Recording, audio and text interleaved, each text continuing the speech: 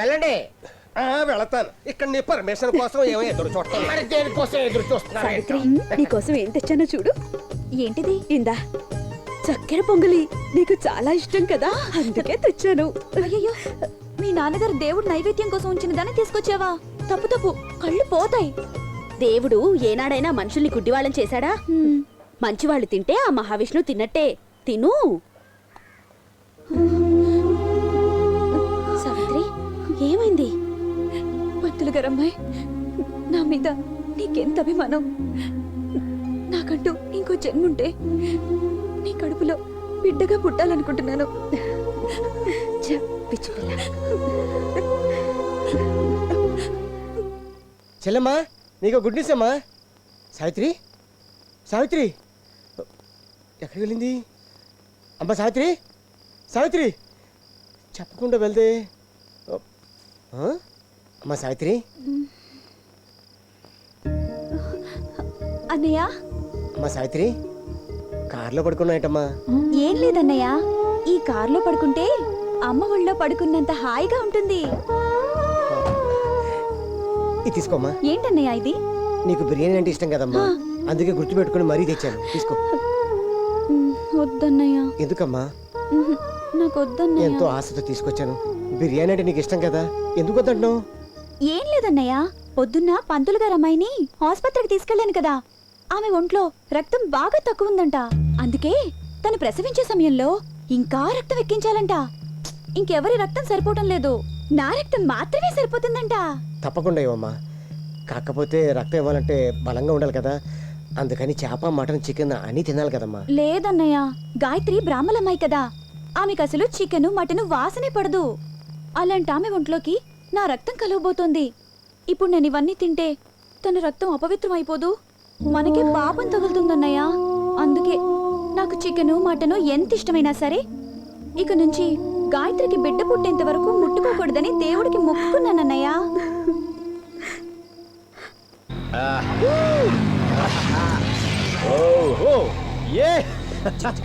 Come on, boys. Aha, super place, Rama.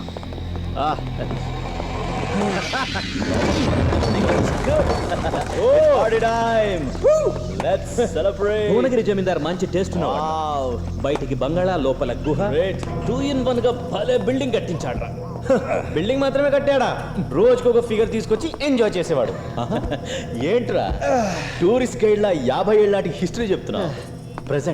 Present లోకి రారా. ఈ ఏరియాలో ఉన్న వాళ్ళంతా ఇది భూత్ బంగ్లా అనుకుని భయపడి చస్తున్నారా, కానీ మనం దీన్ని యూత్ బంగ్లాగా మార్చి ఎంజాయ్ చేస్తున్నాం. అదే బిల్డప్ లాపి బాటిల్స్ ఓపెన్ చేయండి.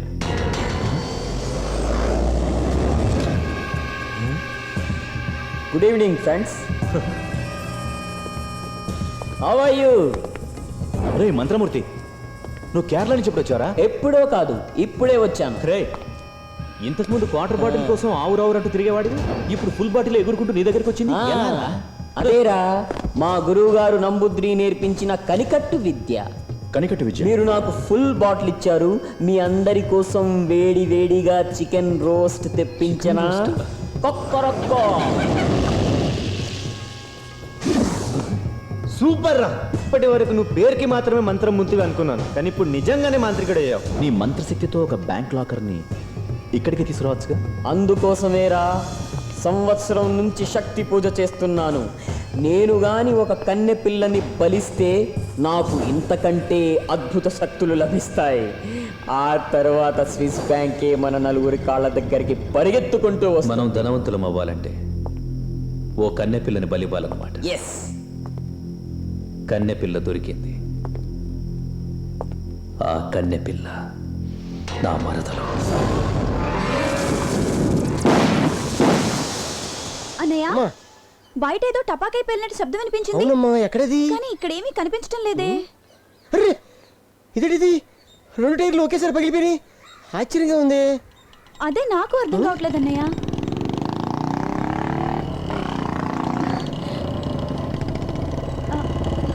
అన్నయ్య, బావా.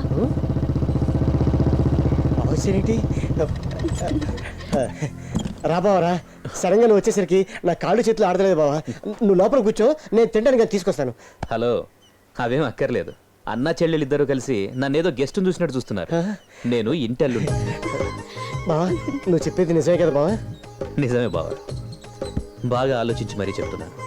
మా అమ్మ మీ అమ్మకిచ్చిన మాటని కాదండం నాకు ఇష్టం లేదు. అందుకే సావిత్రిని పెళ్లి చేసుకుందామని నిర్ణయించుకున్నాను. బావా నాకు చాలా సంతోషంగా ఉంది బావా. కట్నాలు గిట్నాలు కూడా నాకేం ఇవ్వక్కర్లేదు బావా. నేను నీ చెల్లెల్ని పుట్టెడు బంగారంతో అలంకరించి దేవతలా చూసుకుంటాను. ఇక నుంచి నీ చెల్లెలికి స్వర్గమే బావా.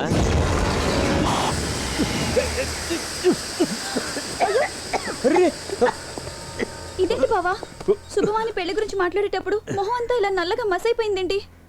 ఏం పర్వాలేదు సావిత్రి, ఇది మిషన్ కదా. పాపం మంచి చెడు దానికేం తెలుస్తాయి.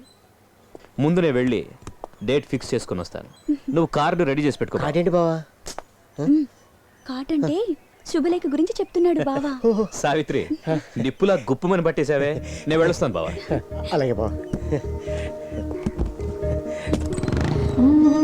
ఏంటమ్మా అలా ఉన్నావు ఏంటి?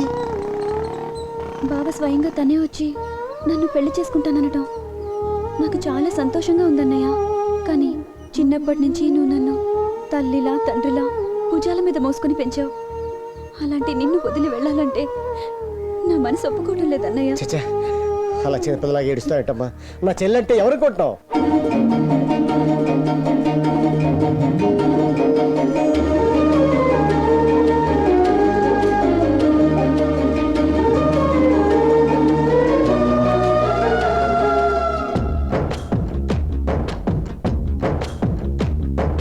తల్లిని మించు తల్లిరా నా చిట్టి చెల్లి, కోటి జన్మల పుణ్యమురా నా చిట్టి తల్లి.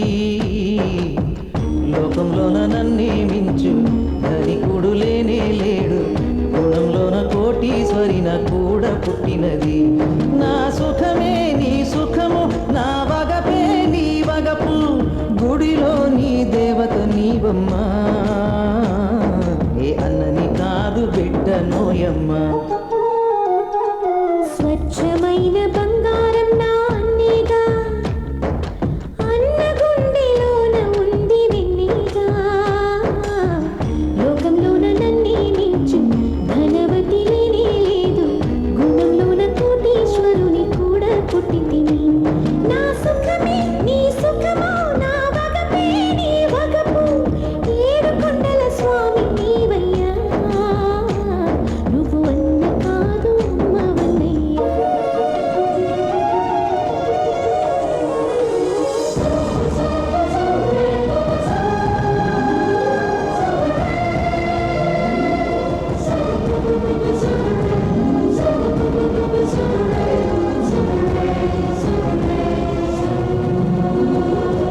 పంచభూత కట్టియేల వేగమల్లె దూసుకే పుల్లన్ని నీరు చేసే మాయలోకక. దీని గురించి తెలుసుకో, చెవిదే అర్థం చేసుకో. కారు పేరు చెప్పనా సూపర్ డూపకా. కోవెలకు పోనంట, పూజలేవి చెయ్యనంట, ఇలవేల్పు ఇక్కడ ఉంటే తీర్థయాత్రలెందుకంట. ప్రేమ పంచి పెట్టుటకు చుట్టూ ఎంత మంది ఉన్నా, సొంత చెల్లి కళ్ళ ముందుంటే వేరే వాళ్ళు ఎందుకంట. నెప్పితోటినే పడుంటే క్షణ క్షణము సతమతమై నిదురే పోదు చిట్టి చెల్లమ్మా. నెప్పితోటినే పడుంటే క్షణ క్షణము సతమతమై నిదరే పోదు చిట్టి చెల్లమ్మ. పాల వంటి మనసురా నా చెల్లిది, సిరివెన్నెల వంటి చల్లనిది నా చెల్లి ఒడి. తల్లిని మించు తల్లిరా నా చిట్టి చెల్లి, కోటి జన్మల పుణ్యమురా నా చిట్టి తల్లి. ముందు వెనక దాటి నడిసే ఈ సూపక, పంచభూత కట్టియేల వేగమల్లె దూసుకెళ్ళే పుల్లన్ని నీరు చేసే మాయలోకక. దీని గురించి తెలుసుకో, చెవిదే అర్థం చేసుకో. కారు పేరు చెప్పనా సూపర్ డూపకా.